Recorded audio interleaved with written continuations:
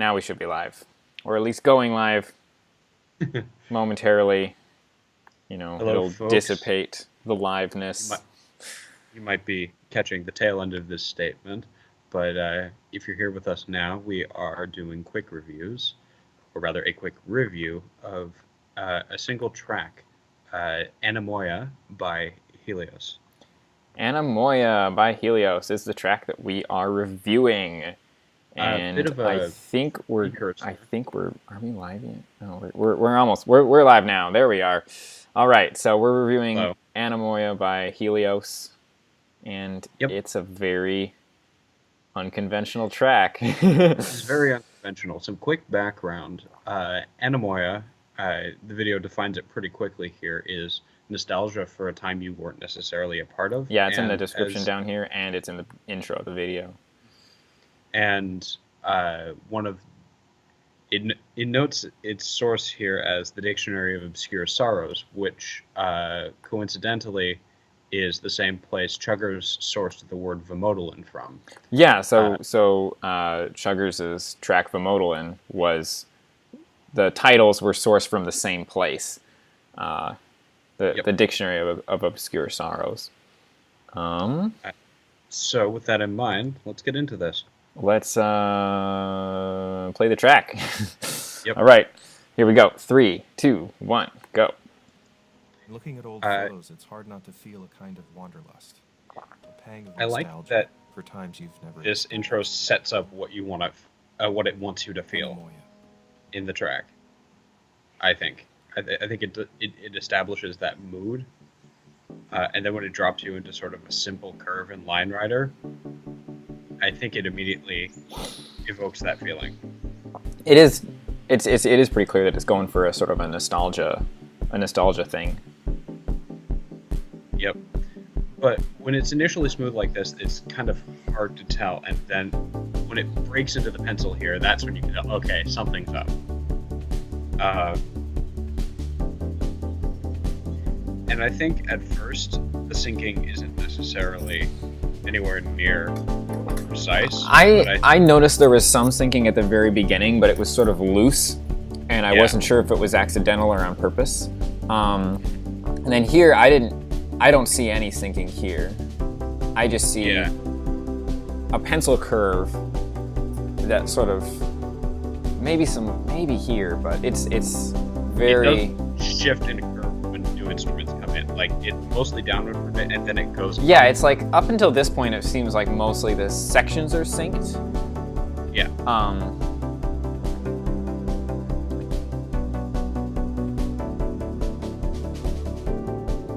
And then this. And then This is where I was like, all right, I like this. all right. This was like, I get what you're going for now. Yeah.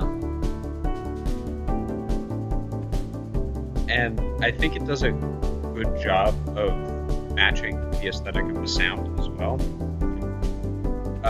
Like the piano that's used here is this very like sonorous and like muted warm tone. And when he hits all of these sections, he doesn't necessarily hit them like snappy. He doesn't hit them and he's just like, bam, I'm on this. He sort of like moves into it. And I think that's a neat match. That's something I like a lot about this. That's probably my favorite part, is that airtime, and then it kicks back in when the drums kick back in, and it's a nice like note of consistency, because that also happened the first time the drums kicked in, Yeah. And then we get this very interesting stuff where it's like these quasi-manuals, and then these little tippy lines, and then lots of pencil that he's not quite touching, Yeah. And I think And then this is something this nice that curve is- at the end. Mhm.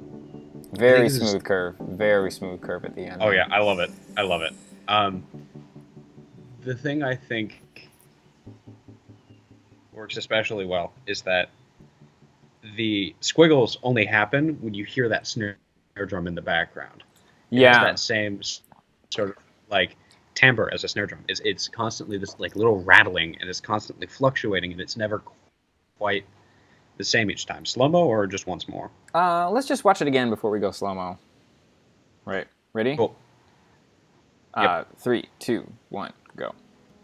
Looking So, at old photos, it's hard not to feel I a feel kind like of this wanderlust, is not nostalgia super. for It's not a times very of refined track, but that's not a problem because it is not trying to be. It's an experimental work, and it works really well. Like it's a really cool discovery. I think the biggest cool thing about this track is, like the biggest discovery of this track is that, like this sort of busy drum beat. Yes. That pencil. Yes, absolutely. That pencil scribble aesthetic of a single line just in pencil just matches that feeling of there's this busy drum beat in the background, you know? And it's like, you know, when we talk about like having the track line up with the music versus like having the track match the feel of the music, I feel like this is a really cool breakthrough in, there's always been this struggle of how do we match like something that's chill, but it's a groove, and it's like somewhat busy, but it's not like super in your face, you know, like if it was like hard style, you know, you'd think it would have to be super quirk heavy, right? But then like if like to this kind of a song where it's like this chill beat in the background, the pencil scribble aesthetic of the single line just matches that feel of the song really well. And that's my favorite part about this track, is that the song and the track just kind of match super well in aesthetic. And that's what makes me mostly excited about this. And I love that he's unafraid to have these moments of just airtime where you see the track flying below him and you know it's going to catch him. And like that viscerally feels awesome. And the first time he does it, when the piano hits, you know it's going to hit when the next piano note is hitting. Just because you're like, okay, it's got to do something there. And then your brain pattern matches. It's really great how the line is continuous under these things wherever the drums are. And so it gives the idea that like Bosch doesn't have to hit something for the drums. There just has to be this line going, you know, and there's this pencil scribble line whenever there's drums. And that works, is that we don't have to have something hitting him on every beat of the drums in order for it to sync, you know. We just have to have the pencil moving past him. And I think also it does a good job of developing and exploring the single concept as well, in the sense that we talked about and we all disagree. It just is exploring this aesthetic and exploring things within that aesthetic, and it just does that in a very simple way. Yeah. And it does it with a song that doesn't vary too much. So it's not all over the place. It's got a single idea. It knows what it wants to do, and it experiments with it pretty playfully, and I think it accomplishes what it set out to do. Yeah, I agree. Let's slow-mo it. I want to talk a bit about the... Do you want to just do half speed? Yeah, I'm going to turn off the volume, though. Yeah, me too. All right, ready? Yep. 3, 2, 1, go. So okay, so just to be clear, like you said this was like one of your favorite tracks, right? One of my favorite tracks this year, because in addition to sort of the experimentation... Sorry, 2017 or like in the last 12 months? Okay. 2017.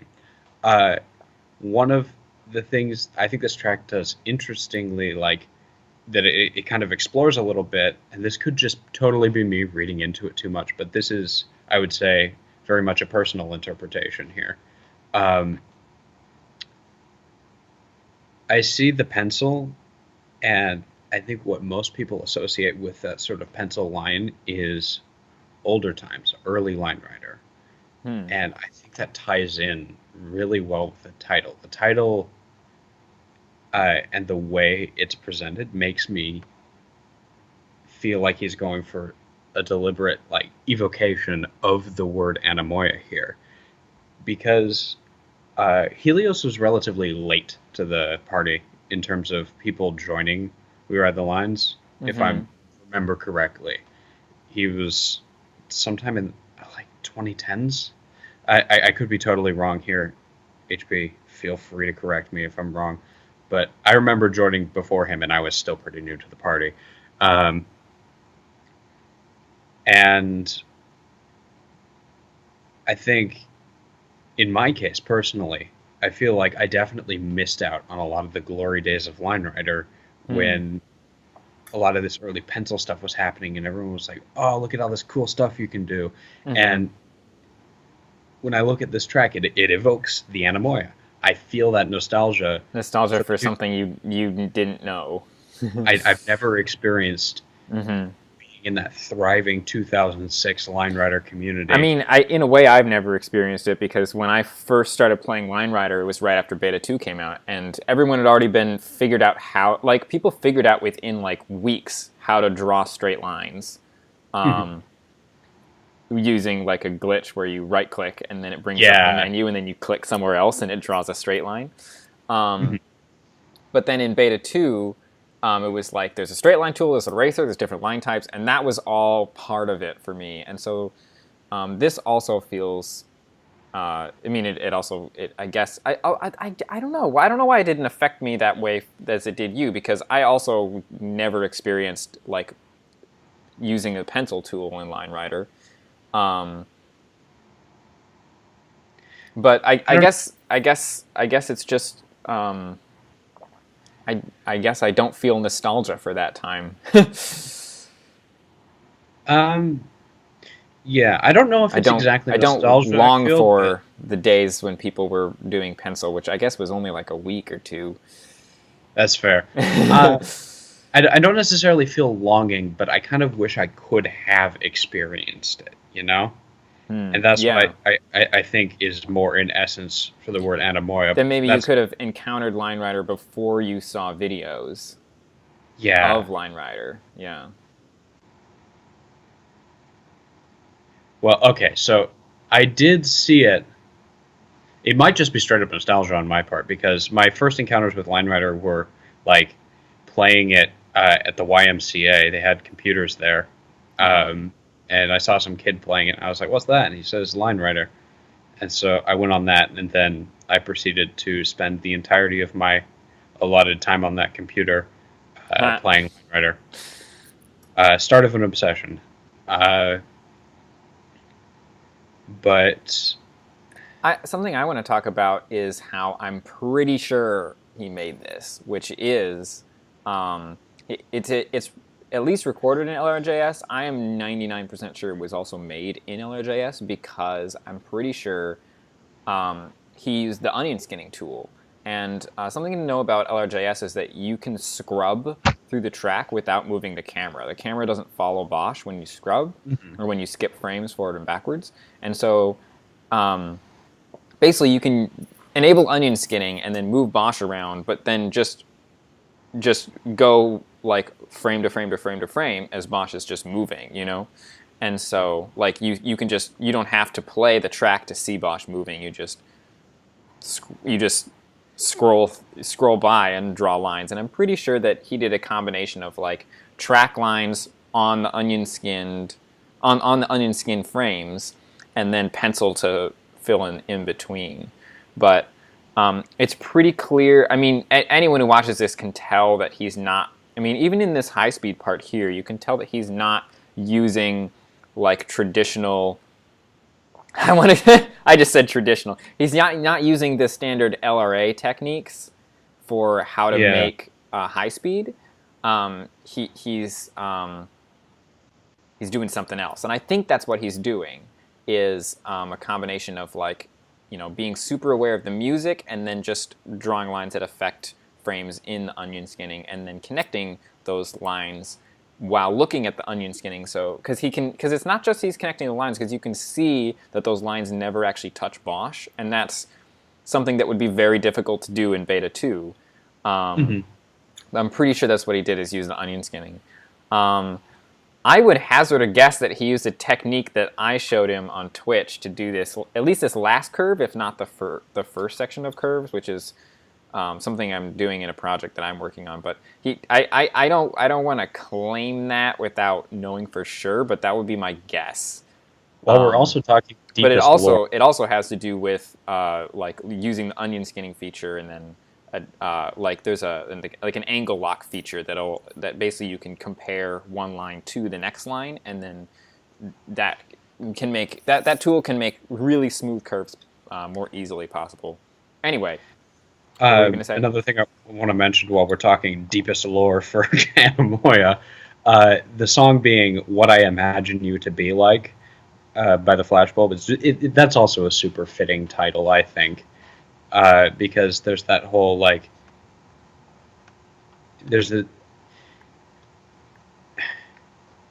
like for me that sounds like talking about a previous time. It's just like what I imagine that would have been like if maybe there was a shift, or maybe people just kept making stuff with the pencil tool. Yeah. Just little things.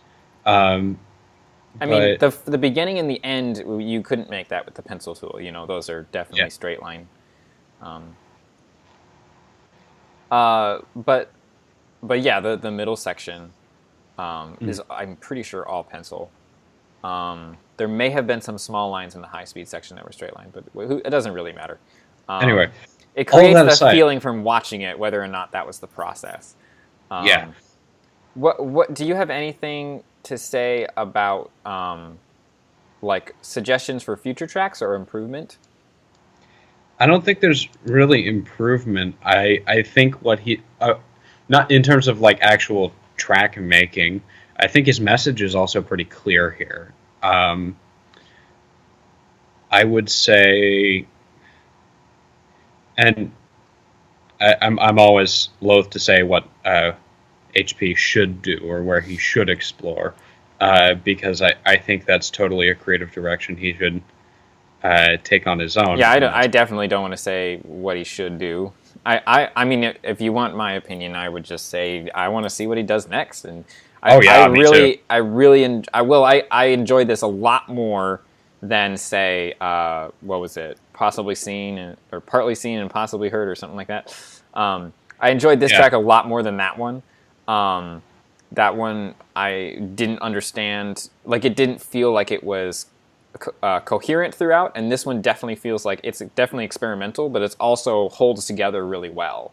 I think the first one was like him dipping his toes, and the second one was like, okay, I'm gonna have this idea and I'm gonna work it through. I think this definitely is a more solid stab at the creative process. And so I think if your second attempt at the creative process produced this, I can only imagine where you're going to go from here. I'm super excited to see whatever you do next. I hope you just do more experimentation. Like there's so many cool ideas that, like seeing that one and then this one, I'm just super excited with that broad of an approach. I'm super excited to see whatever you come up with.